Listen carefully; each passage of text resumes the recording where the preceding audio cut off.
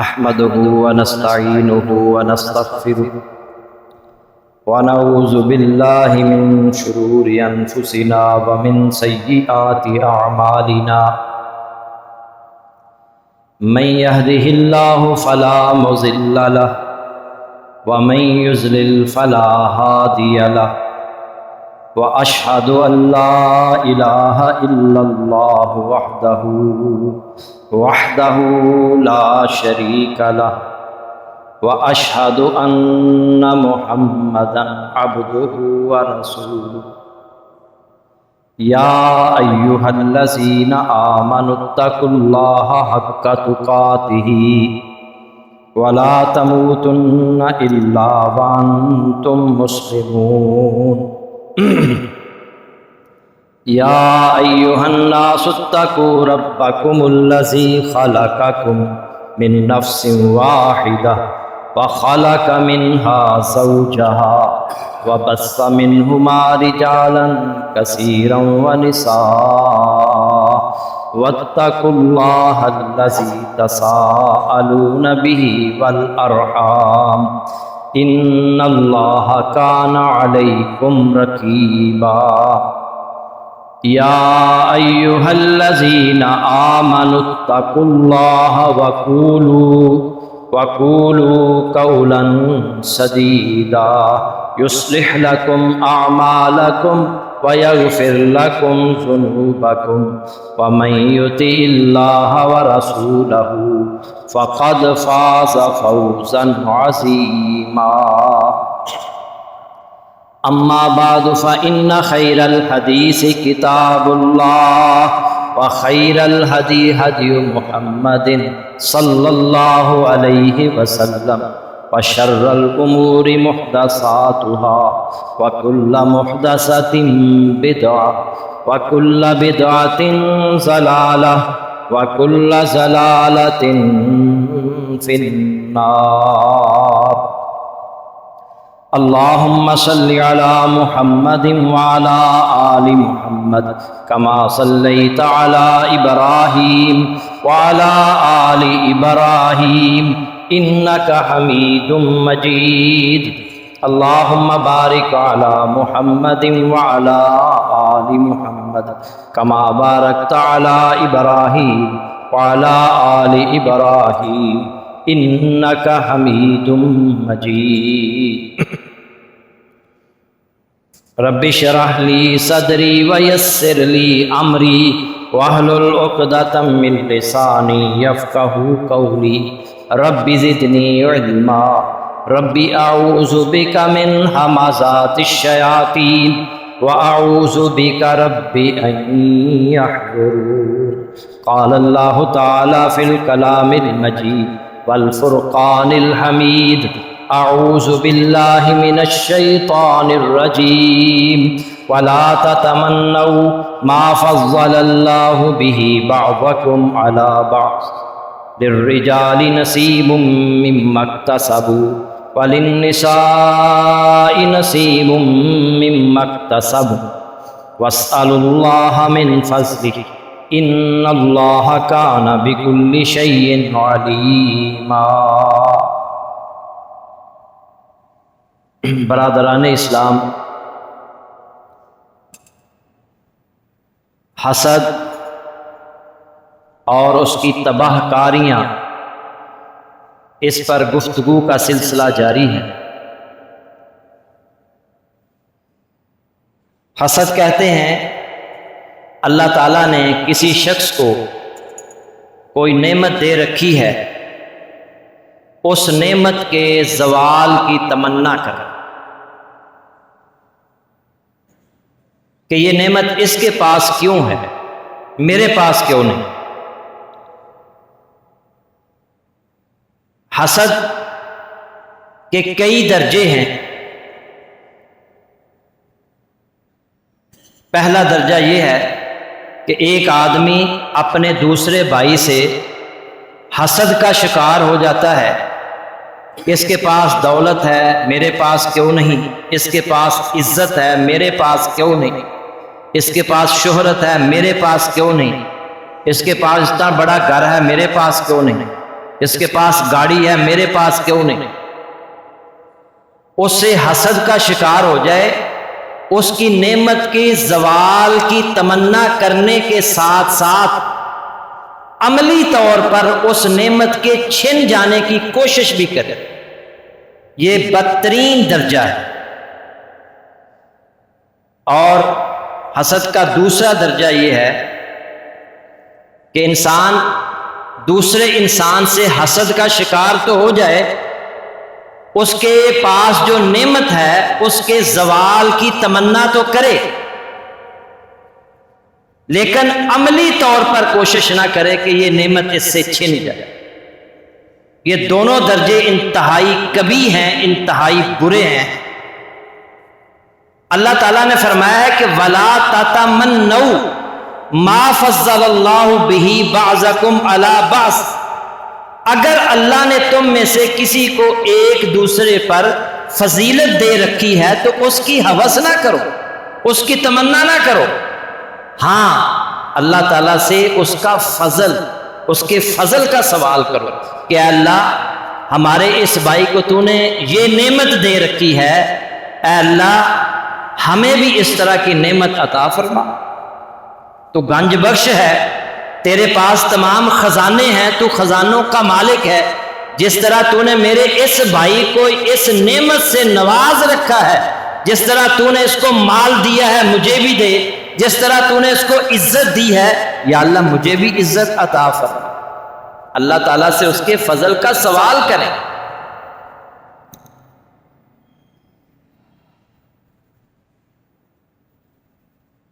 اور اللہ تعالیٰ نے قرآن میں فرمایا کہ حسد یہ کرنا یہ یہودیوں کا کام ہے، مسلمان حسد کرنے والا نہیں ہو سکتا۔ حسد کی وجہ سے انسان بڑے بڑے گناہوں میں مبتلا ہو جاتا ہے، یہ اتنی خطرناک بیماری ہے۔ آپ گزشتہ خطبے میں سن چکے ہیں کہ اس کائنات میں اللہ کی جو سب سے پہلی نافرمانی ہوئی تھی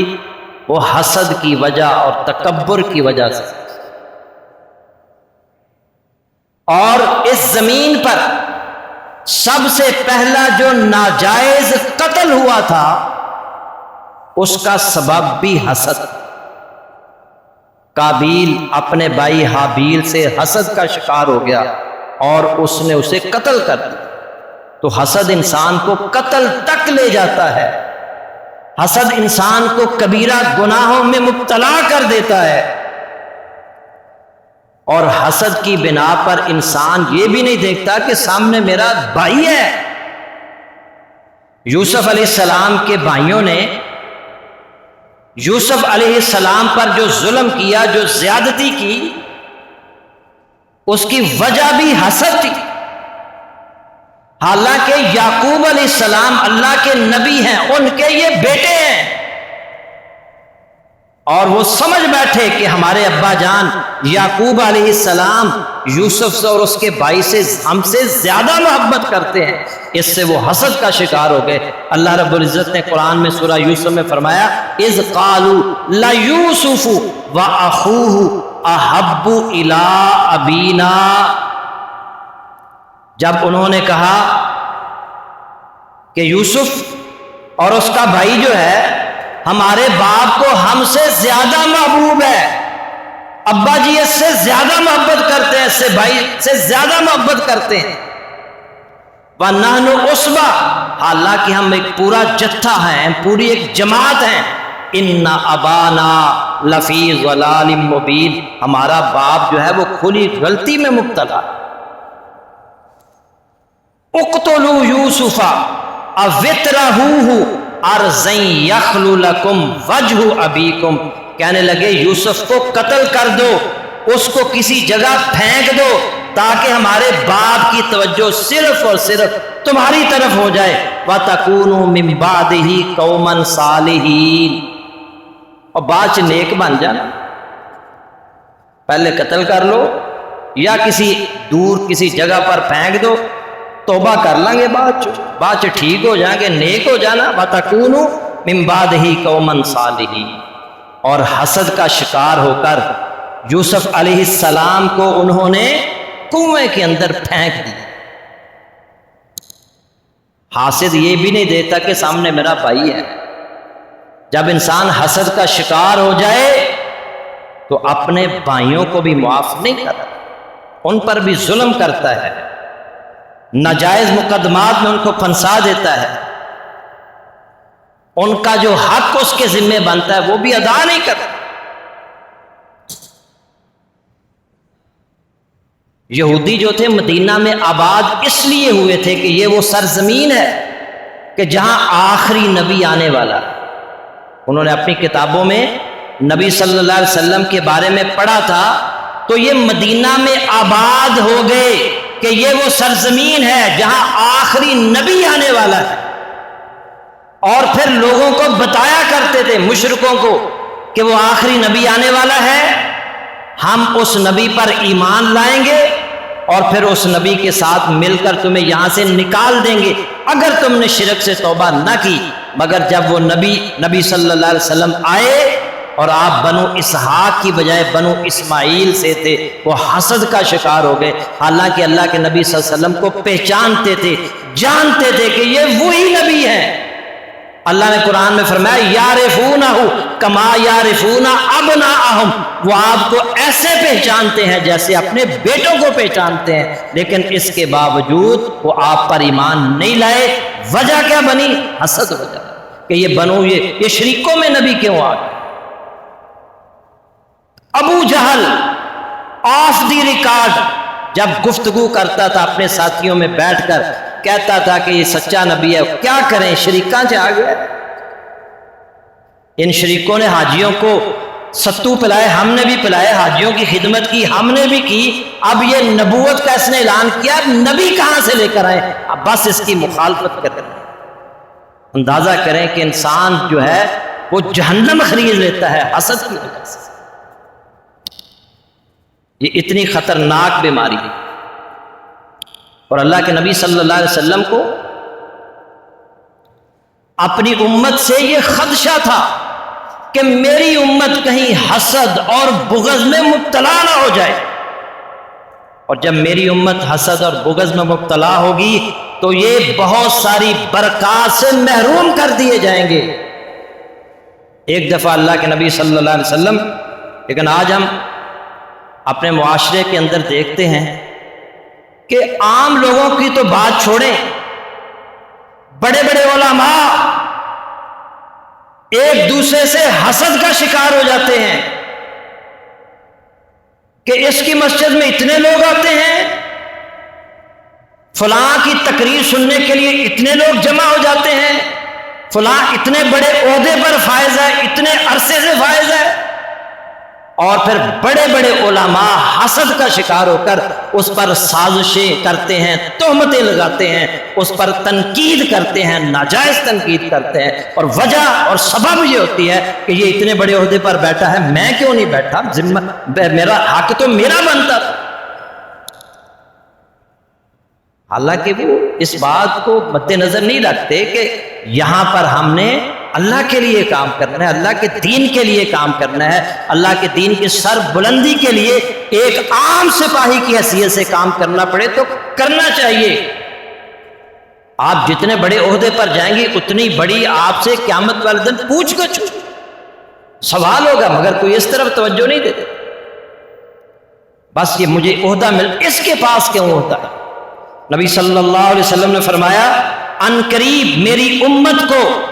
پہلی امتوں کی بیماری پہنچے گی۔ صحابہ نے کہا پہلی امتوں کی بیماری کیا ہے؟ آپ نے فرمایا العشر والبطر والتکاثر والتنافس فی الدنیا۔ سلسلہ احادیث الصحیحہ کے اندر یہ حدیث موجود ہے،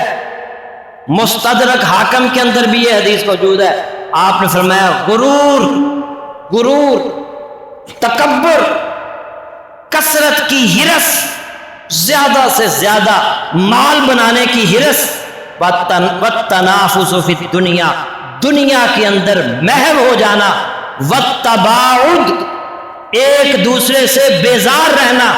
والتحاسد، ایک دوسرے سے حسد کرنا، حتی یکون البغی ثم الحرج، یہاں تک کہ بغاوت ہوگی پھر بہت زیادہ قتل ہو۔ آپ ڈر رہے ہیں کہ کہیں میری امت غرور میں مبتلا نہ ہو جائے، میری امت جو ہے تکبر میں مبتلا نہ ہو جائے، میری امت صرف مال بنانے کی فکر نہ کرے، میری امت جو ہے وہ دنیا کی حریص نہ ہو جائے، میری امت ایک دوسرے سے کہیں بیزار نہ ہو جائے، اور میری امت کے لوگ کہیں ایک دوسرے سے حسد نہ کرنے لگے۔ اور پھر اس کا انجام بغاوت، اس کا انجام قتل و غارت گری ہے۔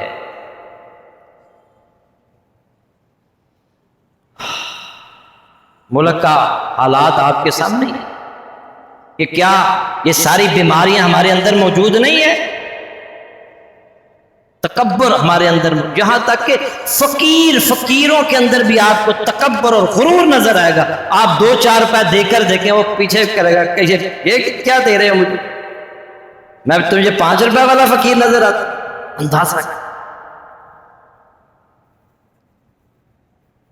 حضرت زمرہ بن ثعلبہ رضی اللہ تعالیٰ عنہ بیان کرتے ہیں کہ رسول اللہ صلی اللہ علیہ وسلم نے فرمایا، آپ نے اس حدیث کے اندر خیر کا راز بتا دیا۔ وہ راز کیا ہے؟ لا یزال الناس بخیر ما لم یتحاسدوا۔ صحیح الترغیب والترہیب میں یہ حدیث موجود ہے، سلسلہ احادیث الصحیحہ کے اندر بھی یہ حدیث موجود ہے۔ آپ نے فرمایا لوگ ہمیشہ خیر سے رہیں گے،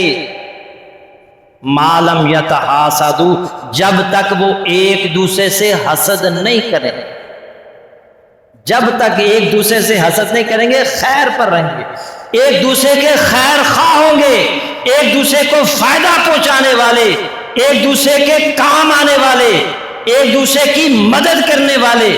ایک دوسرے کے ساتھ تعلق نبھانے والے خیر پر ہوں گے۔ جب تک وہ ایک دوسرے سے حسد نہیں کریں گے، جب وہ حسد کرنا شروع ہو جائیں گے تو پھر کوئی کسی کی خیر خواہی نہیں کرے گا، کوئی کسی کو فائدہ نہیں پہنچائے گا، کوئی کسی کے ساتھ تعلق نہیں رکھے گا، بلکہ ہر وقت یہ سوچتا رہے گا میں کیسے اس کی عزت برباد کر سکتا ہوں، میں کیسے اس کا مال ضائع اور برباد کر سکتا ہوں، میں کیسے اس کو نقصان پہنچا سکتا ہوں۔ پھر ہر وقت بندہ یہی سوچتا رہے گا،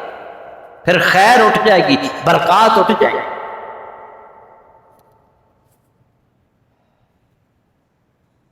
ایک اور حدیث سنیے، اور یہ حدیث بھی صحیح ترغیب کے اندر موجود ہے، النسائی کے اندر، ابن حبان کے اندر۔ سیدنا ابو ہریرہ رضی اللہ تعالی عنہ حدیث کے راوی ہیں۔ نبی صلی اللہ علیہ وسلم فرمایا لا یجتمعان فی قلب عبد، بندے کے دل میں 2 چیزیں اکٹھی نہیں ہوتی، بندے کے دل میں 2 چیزیں اکٹھی نہیں ہوتی، الایمان والحسد، ایمان اور حسد۔ اگر ایمان ہے تو پھر حسد نہیں ہوگا، اگر حسد ہے تو پھر ایمان نہیں۔ میں اپنی طرف سے بات نہیں کر رہا، بڑے بڑے نمازی، تہجد گزار، صدقہ اور خیرات کرنے والے حسد کا شکار ہو جاتے ہیں، اور اللہ کے نبی کہہ رہے ہیں 2 چیزیں ایک دل کے اندر جمع نہیں ہو سکتی، ایمان اور حسد یہ اکٹھے نہیں ہو سکتے۔ ایمان ہوگا تو پھر حسد نہیں ہوگا، اور اگر حسد ہے تو پھر ایمان نہیں۔ نبی صلی اللہ علیہ وسلم نے فرمایا، معروف حدیث ہے، لا یؤمن احدکم حتی یحب لاخیہ ما یحب لنفسہ، تم میں سے کوئی شخص اس وقت تک مکمل ایمان والا نہیں ہو سکتا جب تک اپنے مسلمان بھائی کے لیے وہی پسند نہ کرے جو اپنے لیے پسند کرے۔ میں پسند کرتا ہوں کہ لوگ میرے ساتھ حسد نہ کریں، میں پسند کرتا ہوں کہ لوگ میرے خلاف سازشیں نہ کریں، میں پسند کرتا ہوں کہ لوگ مجھ پر تنقید نہ کریں، میں پسند کرتا ہوں کہ لوگ مجھ پر تہمت نہ لگائیں۔ اگر میں یہ چیزیں اپنے لیے پسند کرتا ہوں تو یہی کچھ مجھے اپنے بھائی کے لیے بھی پسند کرنا ہوگا، مجھے بھی کسی کے خلاف سازشیں نہیں کرنا ہوگی، مجھے بھی کسی پر تہمت نہیں لگانی ہوگی، مجھے بھی کسی کے ساتھ حسد کا شکار نہیں ہونا چاہیے۔ جو میں اپنے لیے پسند کرتا ہوں وہی اپنے بھائی کے لیے پسند۔ اور عبداللہ بن عمر رضی اللہ تعالی عنہما بیان کرتے ہیں کہ نبی صلی اللہ علیہ وسلم سے پوچھا گیا کہ لوگوں میں سب سے بہتر اور افضل کون لوگ ہیں؟ آپ نے فرمایا ہر مخموم القلب اور صدوق اللسان. صحابہ کہنے لگے صدوق اللسان زبان کا سچا، یہ بات تو ہمیں سمجھ آ رہی ہے، یہ مخموم القلب کیا ہے، یہ کون لوگ ہیں؟ تو آپ نے فرمایا هو التقی هو النقی لا اسم فیہ ولا بغی ولا غل ولا حسد. یہ بھی ابن ماجہ کے اندر صحیح ترغیب و ترہیب کے اندر اور سلسلہ احادیث الصحیحہ کے اندر یہ روایت موجود ہے. آپ نے فرمایا وہ شخص جس کا دل پاک صاف ہو، جو متقی ہو، جس کے دل میں گناہ نہ ہو، جس میں بغاوت نہ ہو، جو خائن نہ ہو، اور جس کے دل کے اندر حسد نہ ہو، وہ ہے مخموم القلب. یہ ہیں افضل لوگ، یہ ہیں بہترین لوگ جو حسد سے پاک ہیں، جو خیانت سے پاک ہیں، جو تقوی سے بھرے ہوئے ہیں، جن کے دل پاک صاف ہیں. یہ سب سے بہتر لوگ. یہ نہیں کہا جس کے پاس بڑا مکان ہے، جس کے پاس بہترین گاڑی ہے، جس کے پاس بڑا عہدہ ہے وہ سب سے بہتر ہیں، وہ سب سے افضل ہیں. فرمایا جس کا دل حسد سے پاک ہے وہ سب سے افضل.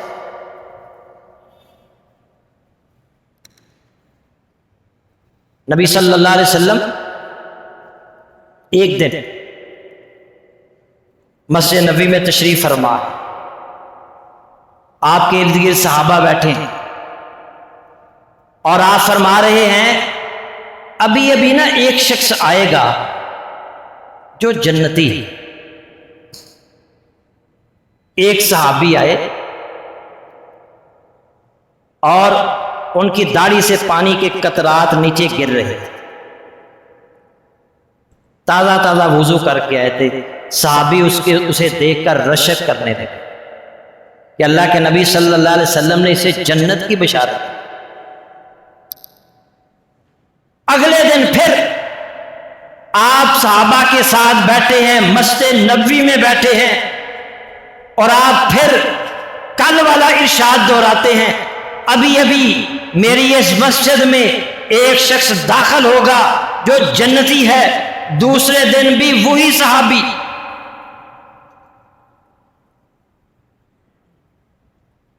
اور تیسرا دن پھر ہوا. اللہ کے نبی صلی اللہ علیہ وسلم پھر مسجد میں تشریف فرما ہے، آپ کے پاس صحابہ بھی بیٹھے ہوئے ہیں، اور آپ پھر تیسرے دن یہی فرماتے ہیں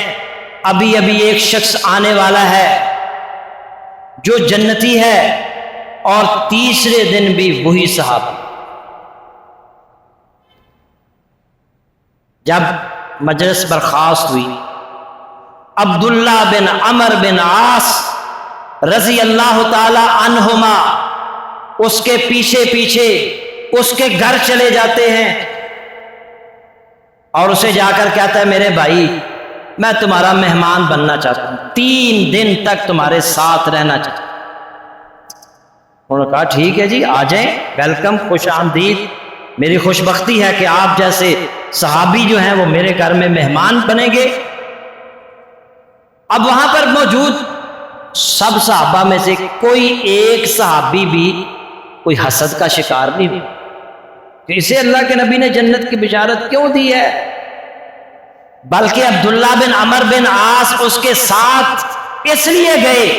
3 دن تک اس کے ساتھ اس لیے رہنا چاہا کہ میں دیکھوں کہ اس کا کردار کیسا ہے، اس کے اخلاق کیسے ہیں، اس کے معاملات کیسے ہیں، یہ عبادات کس طرح کی کرتا ہے، تاکہ میں بھی وہی چیزیں اپناؤں، اپنے معاملات بہتر کروں، اخلاق بہتر کروں، کردار بہتر کروں، اور اس جیسے یہ عبادات کرتا ہے میں بھی عبادات کروں، اور پھر میں دیکھوں کہ یہ وہ کون سا عمل کرتا ہے جس کی وجہ سے امام الانبیاء کی زبان مبارک سے اسے جنت کی بشارت ملی ہے. 3 دن تک اس کے گھر میں رہے اور باریک بینی سے اس کے اعمال کا جائزہ لیتے رہے کہ یہ کرتا کیا ہے. 3 دن تک ایک ایک عمل انہوں نے دیکھا اور بڑے حیران ہوئے. 3 دن تک رہے، انہیں کوئی نئی چیز نہیں ملی. دل میں سوچتے ہیں یار ہم اس سے زیادہ عبادت کرتے ہیں، یہ صرف نماز پڑھتا ہے اور سنتیں پڑھتا ہے، ہم تو نوافل بھی پڑھتے ہیں، اور یہ شخص رات کو سو جاتا ہے، رات کو اٹھتا بھی نہیں ہے، بس فجر کے لیے اٹھتا ہے، فجر کی نماز پڑھتا ہے جا کے، اور ہم تہجد بھی پڑھتے ہیں، اور قرآن بھی یہ اتنا زیادہ نہیں پڑھتا جتنا ہم پڑھتے ہیں۔ عبداللہ بن عمر بن عاص بہت زیادہ قرآن پڑھتے تھے، اتنا قرآن پڑھتے تھے کہ اللہ کے نبی نے ان کو کہا، اور تیری بیوی کا بھی تجھ پر حق ہے، ہر وقت تو قرآن پڑھتا رہتا ہے، ساری ساری رات عبادت کرتا رہتا ہے، تیری بیوی کا تجھ پر حق ہے، تیری آنکھوں کا تجھ پر حق ہے، تیرے جسم کا بھی تجھ پر حق ہے، ان کے بھی حق ادا۔ آپ نے ایک دفعہ ان سے پوچھا کہ عبداللہ کتنا قرآن پڑھ لیتے؟ کہنے لگے جی اللہ کے نبی پورے دن میں جتنا قرآن نازل ہوا سارا ہی پڑھ لیتے، اندازہ کر، اتنا زیادہ قرآن پڑھنے والا۔ وہ بڑے حیران ہوئے، 3 دن تک مہمان رہے، اور پھر جب واپس جانے لگے اسے کہا یار میں نے اللہ کے نبی سے تیرے بارے میں 3 دن تک جنت کی بشارت سنی تھی، لیکن میں نے 3 دن تک میں تمہارا مہمان اس لیے بنا تھا کہ میں یہ دیکھنا چاہتا تھا کہ تم وہ کون سا عمل کرتے ہو جو ہم نہیں کرتے، تاکہ ہم بھی وہ عمل کریں اور ہمارے لیے بھی اللہ کے نبی کی زبان مبارک سے جنت کی بشارت نکلے۔ لیکن میں نے 3 دن تک تمہارا مہمان بن کر دیکھا ہے، تم کوئی نئی چیز نہیں کرتے، تمہارے اندر کوئی نیا عمل نہیں میں نے دیکھا، بلکہ ہم تجھ سے زیادہ عبادت کرتے ہیں، تجھ سے زیادہ نوافل پڑھتے ہیں، تجھ سے زیادہ قرآن پڑھتے ہیں۔ وہ کہنے لگا جی میرے تو پاس یہی کچھ ہے، میں تو یہی کچھ کر رہا ہوں۔ حیران اور پریشان ہو کر جا رہے تھے، پیچھے سے صحابی نے بات، ادھر آئے یار میری بات سن۔ جب وہ واپس آئے نا تو کہنے لگے، میں عربی نہیں پڑھتا کیونکہ ٹائم ہو چکا ہے، کہنے لگے کہ میرا جو دل ہے نا، میرا جو دل ہے، اس دل میں نا کسی بھی مسلمان کے بارے میں حسد ہے، کینہ نہیں ہے، بغض نہیں ہے۔ میں رات کو جب بستر پر لیٹتا ہوں نا تو اپنے سینے کو دیکھتا ہوں کہ اس دل کے اندر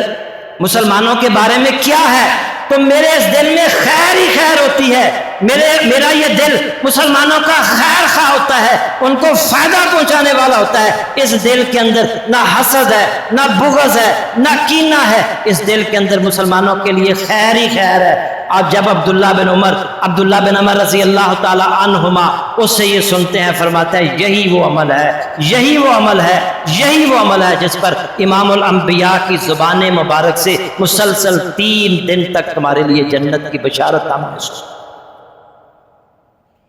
آئیے، یہ صرف ان کے لیے جنت کی بشارت، ہمارے لیے بھی ہو سکتی ہیں یہ بشارتیں، ہم بھی جنت میں جانے والے بن سکتے ہیں، لیکن ہے کام بڑا مشکل۔ اور عبداللہ بن عمر بن عاص نے بھی کہا کہ یہ کام بڑا مشکل ہے جو تو کر رہا ہے، جو ہم نہیں کر سکتے۔ اور میرے بھائیوں، ہم بھی جنت میں جا سکتے ہیں، لیکن اس کے لیے اپنے اس سینے کو پاک کرنا ہوگا، حسد سے، کینے سے، بغض سے، عداوت سے۔ اگر آپ اس سینے کو پاک کر لیتے ہیں تو یہ گارنٹی ہے امام الانبیاء کی طرف سے وہ شخص جنت میں جائے گا۔ وآخر دعوانا ان الحمد للہ۔